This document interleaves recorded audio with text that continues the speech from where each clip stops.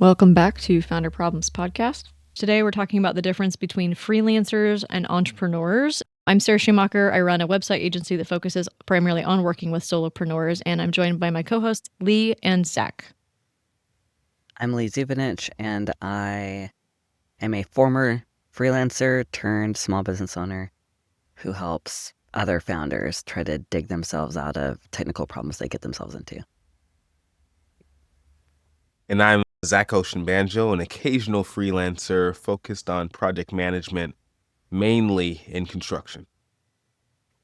We are going to start by breaking down the difference between freelancers and entrepreneurs and all these other terms, because I think we all kind of have our own ideas about what these mean or how we approach them. So let's start by defining what a freelancer is. In my opinion, a freelancer is where most people start. You have a skill, you've learned in a job, and you offer it on the side. Maybe you go full time with it, but it's just you doing it. And it's generally a service-based business. And in my mind, that's kind of the beginning point. That can merge into something else or continue being the same thing for a long period of time. But that's how I would define it, a freelancer. I would agree. I see a freelancer as somebody who has a particular skill that they've honed over time or a service that they're looking to contribute. And I would say that most of their income is on a time basis. They trade time for money. Yeah, I would agree with that. I think that trading time for money versus scaling up to the point where you have what feels like semi-passive income, at least. Maybe you get to take your kid to a sporting event and you're still making money because you've got someone working in your business. That's the point where you would say maybe you're a business owner instead, or a small business owner. And solopreneur, freelancer, consultant, those are all interchangeable in my mind. Those are just people who take on gigs versus having to kind of keep the engine running to keep the overhead of the business going. Would you say that you have to have employees to be an entrepreneur? And so how do you pivot from being a freelancer to an entrepreneur, or are they the same thing? I say the difference is structure. Freelance, you can go on to Contra, Upwork, or something. You can pull down gigs and pick them up, put them down, and get paid and keep it moving. But an entrepreneur, my mind thinks that that's more of somebody who's trying to craft systems to make it highly repeatable, and you're dedicated to doing one thing. Like if you're freelance doing random drawing or random designs, that could be super different every time. But if you're moving towards entrepreneurship, you might exclusively focus on, there's a word for like people who are in their 80s or whatever. Like you focus on birthday cards for 80-year-old people or Octogenarians. something. Like you, Oh, yes. there we go. Yes, that's it. So you exclusively focus on that, and that moves you, I think, maybe towards an entrepreneur and having your own business. I would conflate employee with contractor when it comes to hiring, because I've helped lots of founders who've raised upwards of $1 million who still haven't gone over the line of having a staff full of employees, and that includes myself. I will stick with contractors versus employees for as long as I can. But I think maybe a lot of people start to feel like you're really a true business owner once you've crossed that line. A contractor with a bunch of subcontractors is often just a dude hiring their friends.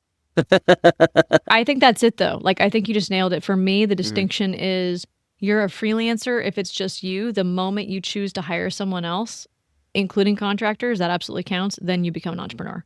You're thinking outside the bubble. You're the hub of the wheel. Everything comes to you. You're doing all the stuff. And as soon as you add another spoke to that of, I'm going to delegate work, it's the delegating of the work that makes you an entrepreneur, in my mind. That's kind of how I feel about it.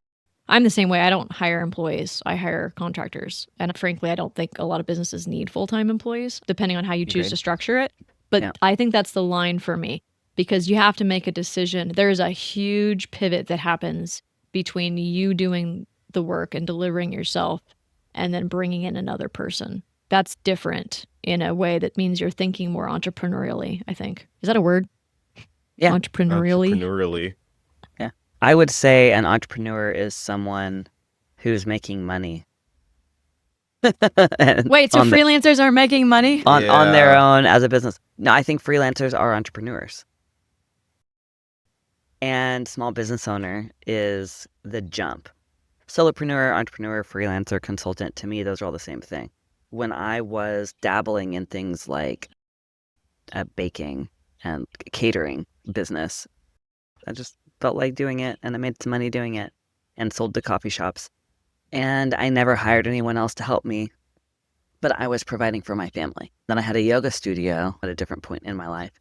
It was similar in that I was just doing something I really enjoyed. People kept wanting to pay me to provide that service to them. I was trading my time for money.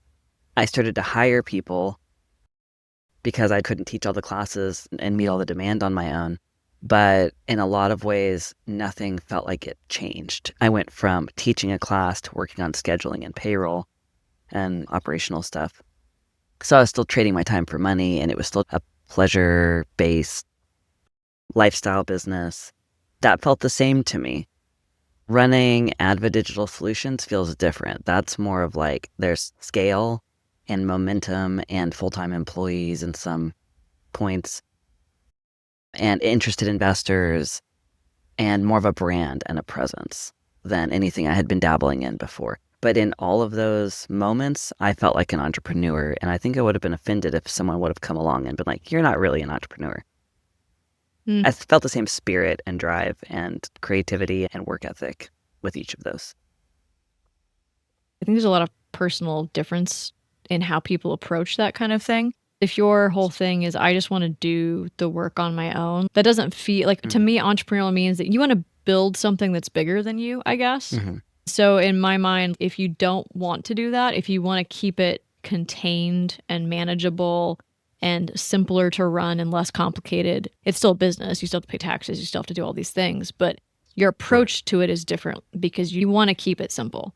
As someone on growth mode, I'm building something that is bigger than me. I'm actually building a business. So that's why I see myself as more entrepreneurial. But on certain days, it is great to fantasize about bringing it back down to the single individual thing, right? I know someone who did the agency thing for a while, and he flipped it back and he just does work under his own name at this point, and he loves it. I know people who've done that too. Yeah, I think part of it is just, who are you personally? Do you want this? Do you have what it takes to do this? And then frankly, what stage of life are you in? Because maybe you did want to do it for a period of time and then now you want to dial it back. I mean, I think that could also change depending on where you are. That's fair. Yeah, I think it's kind of what your intention is behind it, because you can start off doing the freelance piece of it and you want to blow it up a little bit. So maybe you go towards entrepreneurship. And I would say that they're different in a sense of what systems, what are you putting into place to make it easier to do? Because if you're a freelancer, you have to do your own bookings, your own, you have to get cleaned out every April for taxes when you're doing freelance stuff. But as an entrepreneur, you can set up an LLC, flow through, and all these other things that are better optimization. And you're bringing some other people in. It's a path and growth of what are your expectations for the business. Like even bakery, you could just make really good sourdough bread. You're making bread, you take it down to McLean's Market or something, you give them one loaf, and that could be a freelance situation. But if they put in multiple orders and say, hey, we need 12 loaves, then you're moving towards something else. That might even be hard or difficult to manage for one person. I think maybe the financial goals play into that quite a bit, because there will always be a cap on what you were saying, Zach, about the trading time. There's always a cap on that as an individual. So if your financial goals are larger than what you can achieve as one person, then you're going to be more inclined to lean into the business building, hiring contractors or employees. Now, it also depends on the industry too, because there are certain industries where you could actually make a lot more money as an individual if you're really specialized. That also would play a part into it. It is a matter of figuring out what your individual goals are and then using those to determine which path is the right one for you. Because even if you think that you want to build something, it's freaking hard. It's way harder to do. So you really have to know why you're doing it. And that starts with the goal setting. Are my goals freedom, financial freedom? Is it to make a ton of money? Those are on different ends of the spectrum. If you want freedom and you want lots of money, those things are often incompatible. So it's bad news for some people listening right now. I was just going to say, I'm sorry. I'm sorry to be the bearer of bad news, because that is just the way it is. But we've been beating this drum since the first episode, though. Yeah, let's talk you out of it. And then if you're convinced, then you know what you're in for. Yeah, I So, think once you've decided I'm doing the entrepreneurial journey, the next thing to talk them out of is, do you really need to scale? Are you sure yep. you want to be a millionaire? Do you want to be sane? Do you want to sleep at night? Maybe you just make 6 figures a year and keep your family together and Yeah. you're happy. Keep your health. So, what are some specific traits? What makes someone a good freelancer versus someone that's a business builder, I guess we could say?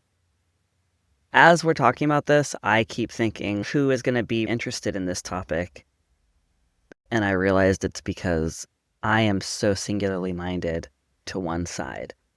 I have never once in my entire life wanted to play small and keep it simple. I've always wanted to scale. I've always wanted to make a lot of money. I've always wanted to get crazy with whatever the idea is, whether it was baking bread for a coffee shop or teaching yoga or building apps.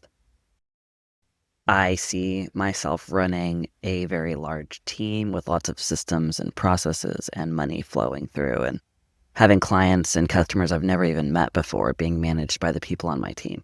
That's always my vision. So that's just who I am. I'm a founder.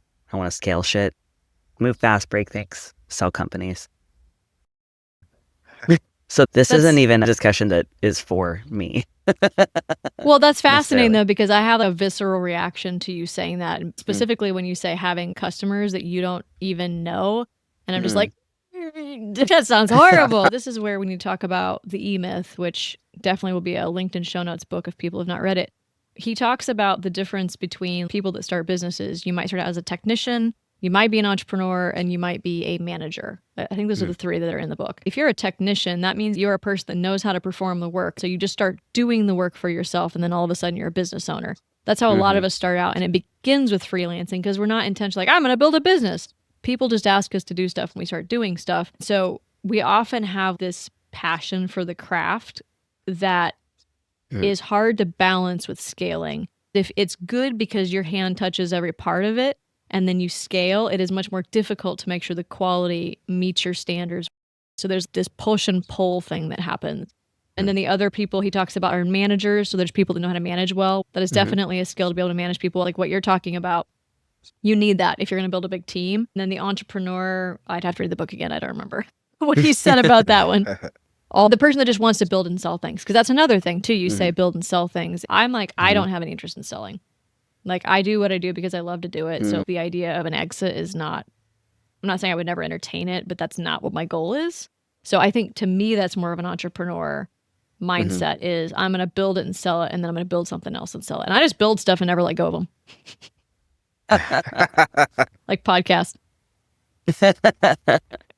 Well, yeah, and if we're getting into the semantics of all of this, like we were at the beginning, to me, that's I'm a founder. A founder is not necessarily going to be a good CEO. I love building culture, and that's a CEO trait, but I just happen to have that trait. It is really secondary to my desire to wake up in a cold sweat with the next world-changing idea and go implement it quickly, scale it quickly, sell it to whoever's going to take good care of my idea because I've already had 5 more, and go do the next one. The idea of having to stick with one business or one craft forever sounds like a prison sentence to me. That's a good point. There's a very big difference, like what you said about the CEO, being a CEO versus being a founder. And the best founders, then we can get into the traction concept of the visionary versus the integrator, right? A good CEO is going to be an integrator, and the founders are typically the visionaries, which are not good at the integration. They're good at the building of the thing, right? Which is why you need both of those people. You're a great integrator. I'm also very much a visionary too, though. So they're constantly fighting against each other. Yeah. I think I've just learned to channel it a lot. Zach, where are you at on the spectrum? It's hard for me to even say. I would almost say that I lean more visionary because I can fill an entire notebook with the concept or a product and images and sketches and be like, oh, it's going to do this. And then somebody's like, well, what does that look like economically? I don't know, but we're going to sell it. Yeah. So don't ask me how it works or how to make it. But at the same time, I'm also cognizant there should be a business behind this, but I think I become too enamored with the idea of what it can do and what it can be.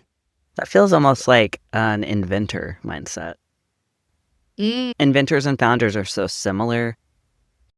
For me, the idea is almost secondary. It's the desire to just business for the sake of business. Special interest is business. Like, that's me. I enjoy the cogs of a well-oiled machine interlocking with human psychology. And how do I get this team to run like a well-oiled machine while preserving the culture and the dignity of the worker, which is really hard. I love the challenge of that. The idea for me is really just a vehicle. I'm glad that someone liked my idea. I'm glad it got funded. I'm glad I have buyers, but really, I don't even care what we're selling. I love the puzzle of business. It will be probably my entire life's work of trying to fit those pieces together in different configurations around different ideas. That's how, like, I get it. That makes sense. But also, I guess my angle is different because I think I'm that way about building processes and systems, and especially technical, because I'm a maker at my core. You said inventor, maker, it's the same thing. Like, I make stuff. I'm an artist. I write. I have to create things, which is why it is hard for me to delegate. I love that, like we said, about building something. For me, it's building the systems and the processes that create this machine that has bigger impact, I guess, than what one person could have. But for me, it really is more about what are we building? And it's always, here's an idea, how do we build the idea? And that's the integrator part of me. My background on my computer forever has been, it's not about ideas, it's about making ideas happen. Because we have an idea, how do you execute it? And I'm all about executing and building and developing and making. And then also the processes that go along with that. I wonder if I could ever get to a point where if I got my agency, be like, it's perfect. I can't improve on it in any way. Would I just be bored? Like, that would never, it's impossible. I'll never get there. Let's say theoretically it did. What would happen? Would I need to go build something else? Now I'm curious. Scale of what you do would just increase. I But could I want see to keep that. things, I want to keep things to a certain level though. My ideal would be a small core team. Cap it, done, perfect. Growth for the sake of growth, I'm not a fan of at all. I think you need to know where your limit is and stop there. And then if you build something else, it should be something different. But that's my personal viewpoint. That's not how everyone feels. I think this is why people smarter than me met me years ago and said I belonged in tech, and I belonged specifically at their agency as a business analyst, because I love the challenge of business, scale, just the concept itself. How do we take this thing to market? I would get 6 projects at a time, and how do we build their system, and how do we help them take it to market? And just do that over and over and over again. So I've been in the agency world doing that for so many other businesses for so many years. That's what I enjoy. So then sticking with just my one business, my agency, I've still gotten to do that for other people's businesses. But if you told me to stick with one business, with one go-to-market strategy for years, I don't think I could be happy doing that. Because that's not the goal for me. The goal is all of these different challenges across these different industries and applying the same concepts to them. So Sarah, you were saying building something and scaling it and making it perfect. In my mind, you would do that, and then you would want to go to maybe another vertical with the same processes and try to apply them there, like a new challenge. I just heard a podcast with a guy who did that. He had an agency that was in one vertical, and then he just duplicated it. Zach, your current business or what you're working on now, are your goals for that, building that into something bigger? Well, I know it's a loaded question. I'd say 6 months ago, I thought what I was working on was going to be this super high market driving machine. But now I don't necessarily have the same stance and viewpoint on it. So I think I've moved more into the freelancer role. I'm looking at the possibility of that freelance opportunity becoming more long-term. I do construction project management, and I'm getting a lot of behind the scenes permitting, zoning, surveying, plumbing, carpentry, everything all at the same time. So I've reached this position as a freelancer. There's a means for me to maybe go into real estate development, take all that, create a agency or a firm and go that way. When I was more naive to what building a business, a startup, a founder and all that looked like, I was like, yeah, I'm going to have 6,000 employees. It's going to be super great. It's going to be standing room only. It's going to be incredible. I'm like, nah, this 10 people who actually care about what's happening. Yeah. So it's a big shift. You basically said yes to an opportunity that grew more, and now you're thinking about a whole different angle and direction you could do because you've been doing something on the side. And I feel like most of us start that way. Is there ever a time that people don't? I guess if someone's like, I want to own a business, I'm going to go open a franchise or something. I guess you could just buy a business. I almost feel like the freelancer part of it is a preview of what it looks like. If you started a business, I think a freelancer stance is probably the easiest way to experience it. It's like the proving ground, or it's the real world education that you're never going to get. You just have to do it. And it's figuring out the stuff by doing. Yeah, exactly. I had a friend that went to school for graphic design, and he started freelancing, and he's like, oh, this sucks. He did it for such a short period of time. He's like, this is terrible. But his whole degree was in design, right? You just like, I think that freelancing in a lot of ways is the real world way of doing that without having to spend a bunch of money on an education that may not even give you real experience that will tell you what the world is like. Yeah, those types of experiences help you to really understand if that's the market you want to be in. Because I likewise have a friend. His background was graphic design, and then he became an animated voiceover guy. And he went through like 4 years of that. And now he runs enterprise security for a multinational cybersecurity company. Whoa. So it's like, wow. Like, dude, how did you get in that job? He has no real answer. That's amazing. Like, that's a pivot. That was a topic of conversation on another podcast I listened to yesterday, where they said that people are still stuck 100 years ago mentally.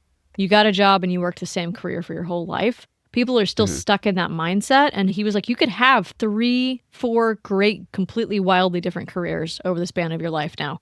And that is completely normal. And most people don't think of it that way, but you absolutely can. So you're not stuck with the first thing that you picked. Saying yes to things will give you more direction on where you could go. It's wild. I'm curious from an agency's perspective, and then also kind of from the freelance to small business kind of type perspective, Sarah, could you explain the customer pursuit? Because for a freelancer, there's like 30 websites you can go, and it almost takes it all off your plate. You don't even have to do the work. You make a 1 page and people come and find you. But if it's your business, your agency, you have to be out there spinning a sign and smiling on camera all the time for people to want to come. I haven't done my sign spinning this week, actually. I just had a vision of doing that. That was interesting. That's why the calls are down. I don't want to speak for Sarah, but we talk about this a lot. I don't know if either one of us are good examples of what we're supposed to be doing for our pipeline. Sarah might be. I'm getting better. Slowly I function but surely, like a freelancer because that's how it started. I didn't want to own an agency. I wanted to help my friends, and it turned into a business that helps my friends, which is not a good model. Don't do what I did. But I've always gotten clients and scaled through word of mouth. As times got tougher with every agency owner I know, not just in the Midwest, but across the country, having a harder time bringing in clients, a lot of them doubled down on their marketing strategies. I didn't do that. I continued to be like, word of mouth will continue to work, or I will go do something else. Because this was never about me making a brand where people see Adva Digital Solutions and they think that I'm some VML, which is one of the biggest agencies in the Midwest. I don't want that. So it's either going to work or it's not, has always been my mindset with this business. Maybe that is a bad example for the people listening, but I'm a big believer in if the pain is great enough and the service offering responds well to that pain, then you will have a steady stream of buyers. And if you can't figure that out and you have to double down on your marketing and your messaging and positioning, with the agency world especially, you get into a slippery place of snake oil after a certain point. So that's how I approach it. And it's probably bad. That's typical, though. I would say most agencies are relying on referrals. That's the most common problem, is that it's all word of mouth. And it's not a consistent, wise, long-term strategy. But doing something different requires investing a lot of time that most of us don't have. So it just never ends up happening. It's like the web designer that doesn't update their website. So I think that that's pretty common. I'm actually in the process of updating my website, so Mine's actually been doing okay. down for like a year, I think. I don't even care. Need to help you with that. It may be because I approached this from day one, backing into it, kicking and screaming. If I were advising someone in my shoes, I would not say, oh yeah, dig your heels in and do referral only and good luck with that. I would say brand and go-to-market strategy around any business, especially service-based, needs to just follow that rule, which is you got to get in front of someone 7 times before they even reach out. They just need to keep repetitively seeing you to be even the slightest bit strategic. You just want to stay in front of people, and it's not a duplicitous thing to do. It's human nature to be like, oh, Lee just made a really good point in that LinkedIn post. I should call him, and then get distracted. Then a week later, oh, that's another post where he makes a good point. I'm definitely going to call him, and then they don't. But eventually they do. That's how I get a referral, right? If I were better at my go-to-market strategy and a little more diligent and professional about it, then I would have a posting schedule, because that's pretty much where my referrals come in at this point. Everyone already knows me. They just have to be reminded. That's personal branding for most small business owners, small agencies, whatever. If you're the face of the brand, it does kind of have to be that way. And that's the same thing that I'm doing as well. I've been networking in Kansas City for years. So I'll go to stuff now and people will be like, oh my gosh, you're everywhere.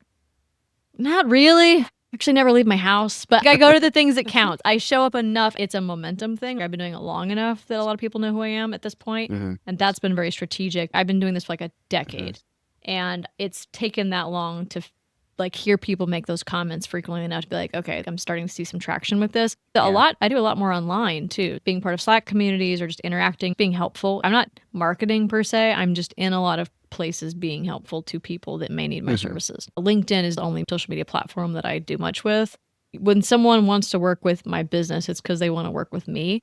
And yes, they're also getting my team, but there's also that one-on-one thing that is just different about working with a smaller business versus a big agency. Like I had a meeting today with a guy that has the same exact approach I do and works with the same type of clients. And it's like we're the same wavelength with how we work with people. And that's what you want. You want to be on the same wavelength with people. Totally. So it's a personal connection, and you have to figure out how to make that personal connection evident in a random post on a platform consistently.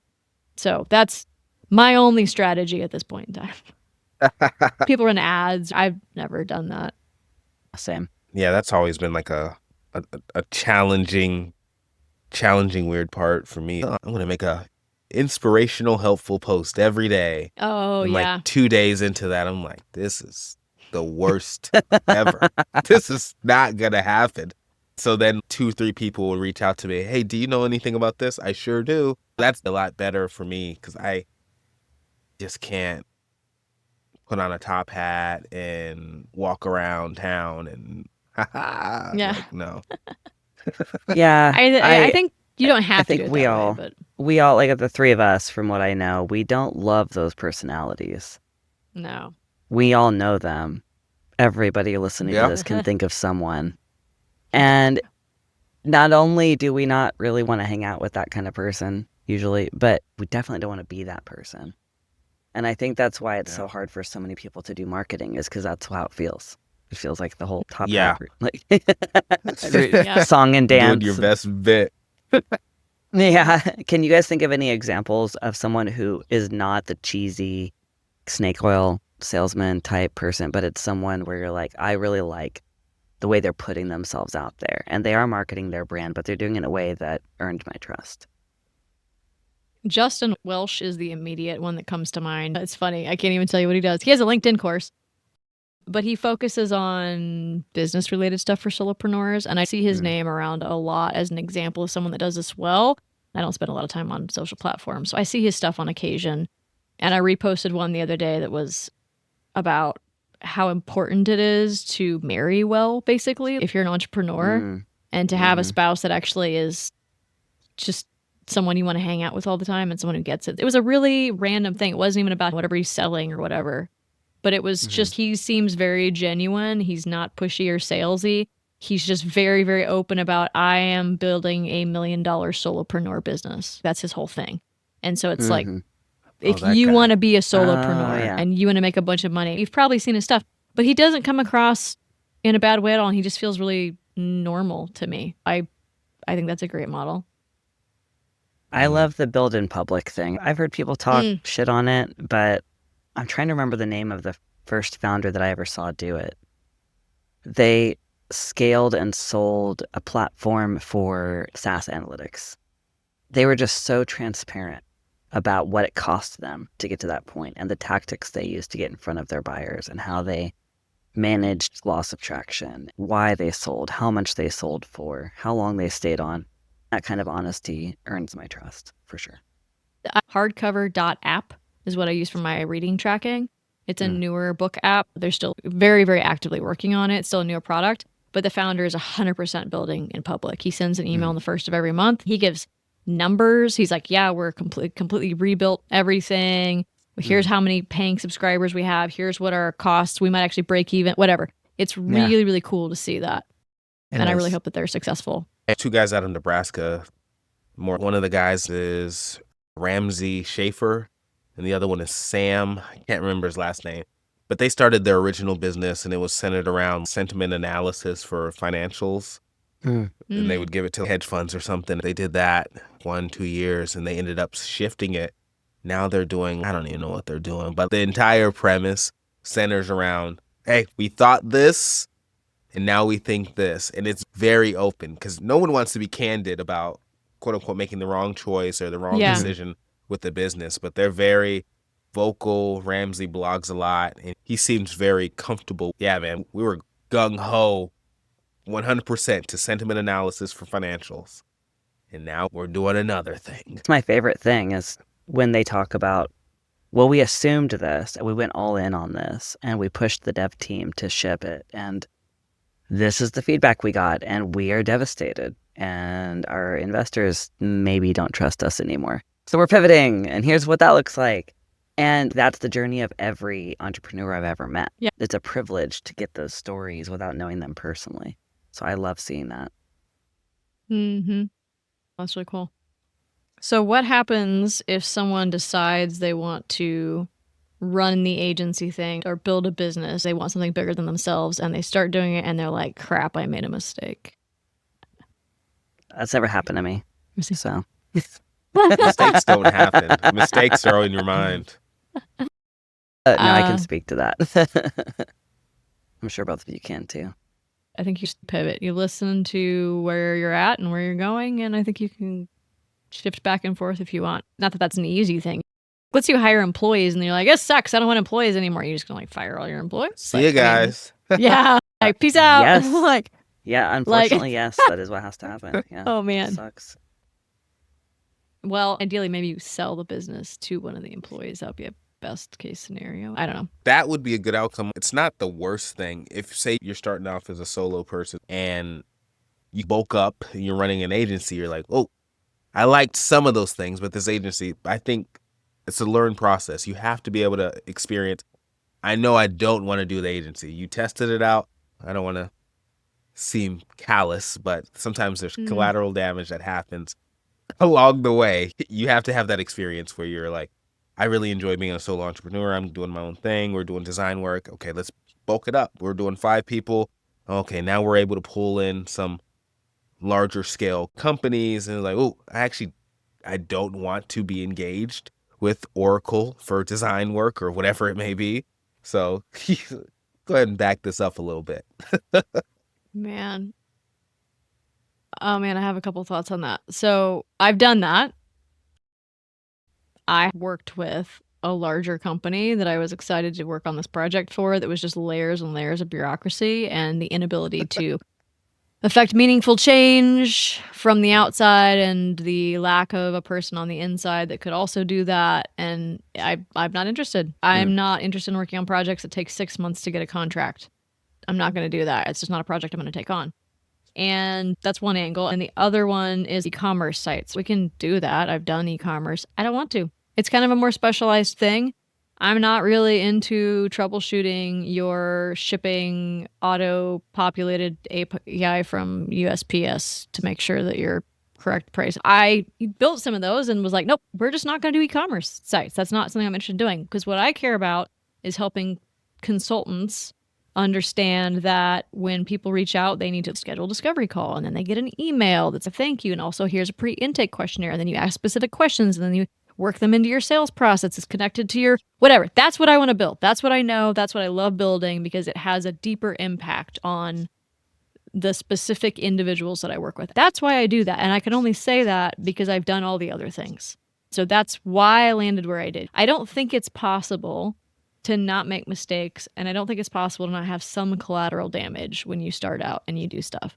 It could even be something like delegating, right? I have learned more about the type of person that I need to have as a project manager based on working with different people that didn't work out, or people that didn't have the right set of skills. But it took figuring that stuff out, and it's tricky because that's just the only way to learn. You can read books. I read a million books. You can read them all day. It's not the same as doing the thing. So you have to try to educate yourself as much as possible before you take the next step, and have people around you that can give you feedback and everything. But you still have to take the step at some point. And then you just let that inform your decisions going forward. So I think it takes a long time for people to figure out where they're going. Thinking through your goals overall are going to help you from making mistakes like, I want to look successful, so I'm going to build a huge business with employees. Because I think that's a default people expect when they're like, I'm going to start a business. This is what's expected of me. I have to do this. If you start from a place of, should I or do I want that?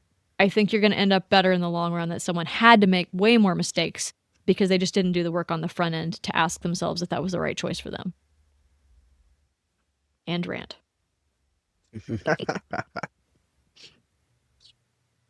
So I think my biggest takeaway is it's a really good idea. If you're considering starting an agency or a small business, you can probably, just like tech people love to do, minimum viable products and a proof of concept. I feel like a freelancer position is kind of the equivalent of that. You're getting an experience that is project based. You're trading your time for money, and then you can make a decision if it's something you want to do long term. I'm doing retainer-based, project-based project management, and now I'm kind of getting to the point where I could probably start a firm and go into this 100%. But I only reached that conclusion because I've been doing retainer-based project management for 9 months now, where I've been able to kind of get that experience. If you want to start a bakery, well, can you sell a bunch of cookies to a church or something? Start small, project-based. See what that looks like, see what that experience is, and then go from there. That would probably be the biggest thing I would recommend to anyone. MVB, minimum viable business. I thought you were going to say minimum viable baked good. Or that. But yeah, write that down. Good name for a bakery. It is, actually. MVC, Next business idea, guys. We're opening a bakery. Oh, God. Well, I did exactly what Zach just described. I started baking for the coffee shop down the street when I just was so busy with family stuff, I couldn't really do much else. But, you know, me, I'm not going to do nothing. If I'm home baking for my family, I'm going to sell some of these loaves. So I did that and talked my way into a little gig with a coffee shop I like to go to. And they were excited to be buying my baked goods for bottom dollar because I figured to get my foot in the door, that's what I had to do. Then very quickly realized my standards for my own baking were extremely high, like Whole Foods level and up high. And I was in an area where no one was going to pay what that would cost. And I was going to have to switch to wholesale white flour and vegetable oil instead of using butter and all this. And immediately I was out. I was like, this isn't what I want. I want to be able to only make things I would feed my family, and I feed my family all very healthy Whole Foods things. So I was just done in that moment, and that's how I've approached every business concept, is as a minimum viable freelance kind of mindset. Helps weed out the bad ideas pretty quickly. So I would second that. Yeah, for sure. Also, I would say, as we were talking about before, when it comes to your personality, are you a CEO? Are you a founder? Are you a freelancer? Are you an inventor? Or a mixture of these things? And how is that going to play out as you need to hire a team, delegate, watch them do it badly, want to take the reins back out of their hands. How is this going to play out over the next year or two as you try to scale? One way that I've learned what paths to take and whether or not I'm a good CEO or COO or where I belong is by doing tests like the Enneagram, Myers-Briggs. I like Culture Index if you're in the Midwest. They come in and they analyze your entire team for you and give you a very in-depth and comprehensive survey of why people belong, where they belong, and what their strengths and weaknesses might be. And that actually was life-changing for me to do.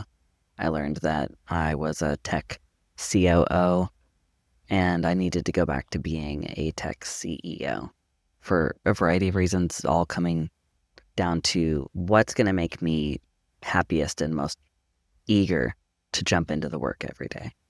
Those are really great ways to figure out what you should do next and if it should be a big or a small endeavor. The zone of genius concept. Mm. Sticking within the zone of genius instead of trying to fit yourself into whatever needs done. My whole thing is to make sure that you start with the end in mind. So that's my biggest takeaway for any of this is don't just do something because you think you're supposed to or because everyone else is doing it or because it seems like a good idea. You need to really weigh what you want out of your business or freelance career, whatever that might be. You need to weigh what that looks like for you and how that might be different. And then just do what works. Make up your own thing. That's the whole thing that I love about entrepreneurship is you write your own job description. You build your own career. So why would you do that for something that's incredibly hard just to do it the way everybody else has? Right. What things are you uniquely good at? What is your zone of genius? And make sure that you focus on those areas. And does that zone of genius include managing a huge team of people? If it doesn't, maybe that's not the right fit for you. So I think starting with the end in mind, regardless of what you build, and then just working with whatever you need to do to make that fit, depending on your lifestyle and how that might change over time. That's my big takeaway for that. Hopefully this is helpful. I feel like we kind of rambled a little bit, but if anyone wants to reach out about where your journey has led you, where you started, where you ended up, or if you have different thoughts on the difference between freelancers, entrepreneurs, solopreneurs, consultants, agencies, studios, small businesses, and every other possible configuration I could think of, please reach out. Follow us on any podcast platform. We're on all of them. So hopefully we will hear from you soon.